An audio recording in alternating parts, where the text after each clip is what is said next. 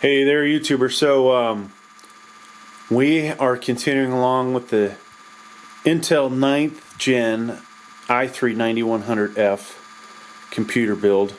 Hopefully you can hear me. The Intel fan that came with this thing is ungodly loud. I'd have to say there's either something wrong with it. This is definitely not how I put it together.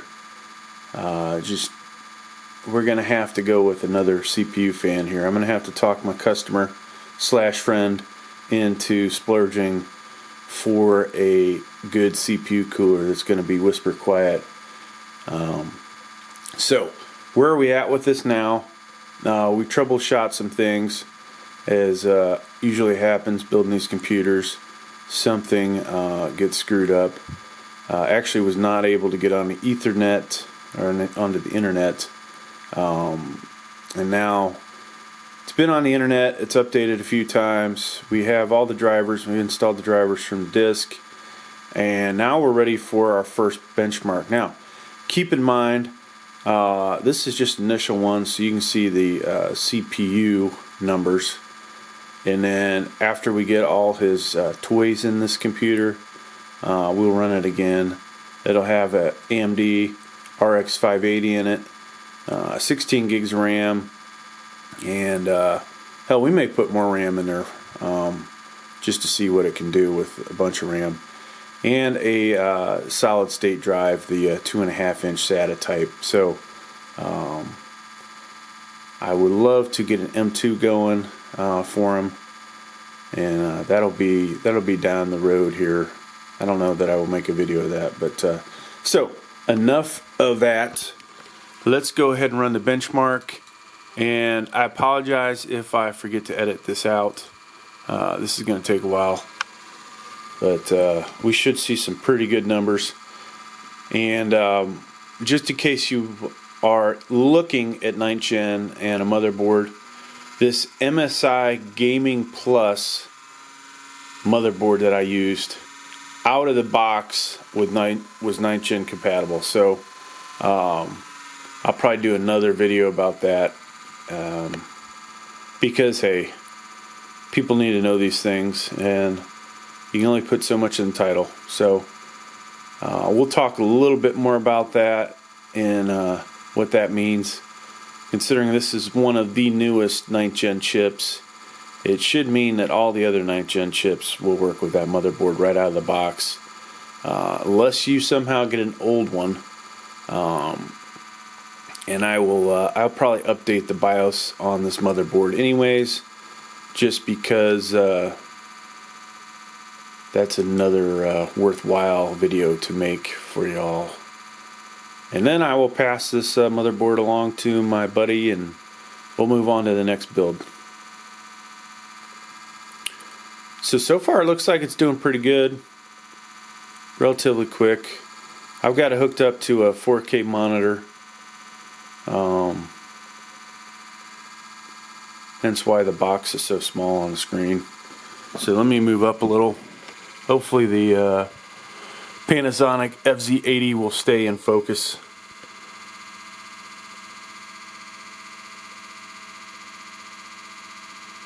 I was trying to stay back so we didn't get too close to the fan.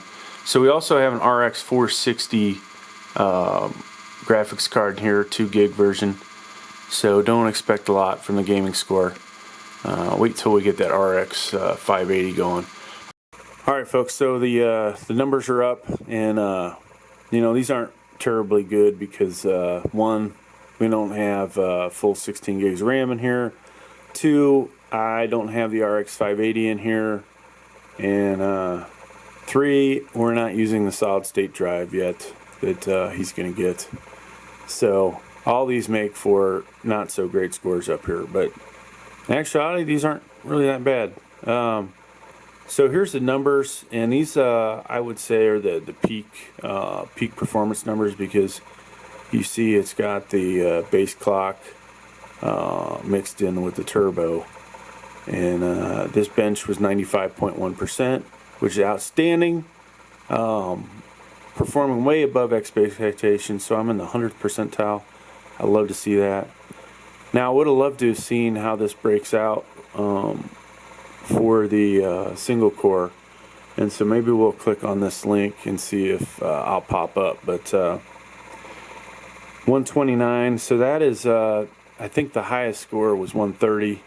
So let's remember these scores: 129, 497, 499, and here is the 9100F. And we look over here, the peak overclock bench, 130, 496, 500. So a little less than the best, I'll say, but still right up there, and still kicking butt. You can see on the left I've got the i5 8400, and so this honestly looks like it's going to be a better video gaming CPU. Now, it won't be good for productivity software, so if you're running CAD, simulation, that kind of stuff, go buy that 9400F probably. Now, how does this compare to the 9400F? Let's go ahead and pop that up here. This is probably showing the 9400. Let's make this a fair comparison.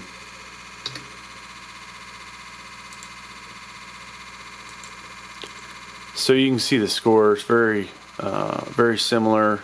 Single core, quad core starts to pull away, and then for whatever reason, quad core peaked is much higher on the 9100F. So that part's interesting.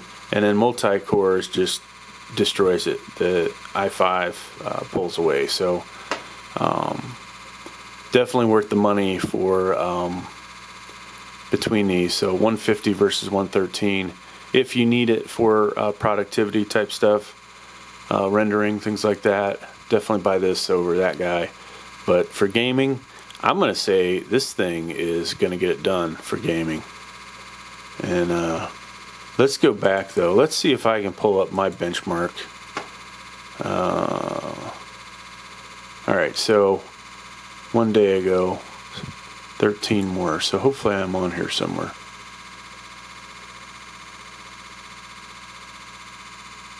Should be a USA guy. Alright, so it doesn't look like your boy's on here yet. 9 days ago. Alright, so that is a bummer. I'd like to see myself on here. Let's see another American though. No, so it's not gonna show me anything. Alright, so there you go. Please like, please subscribe. Thank you.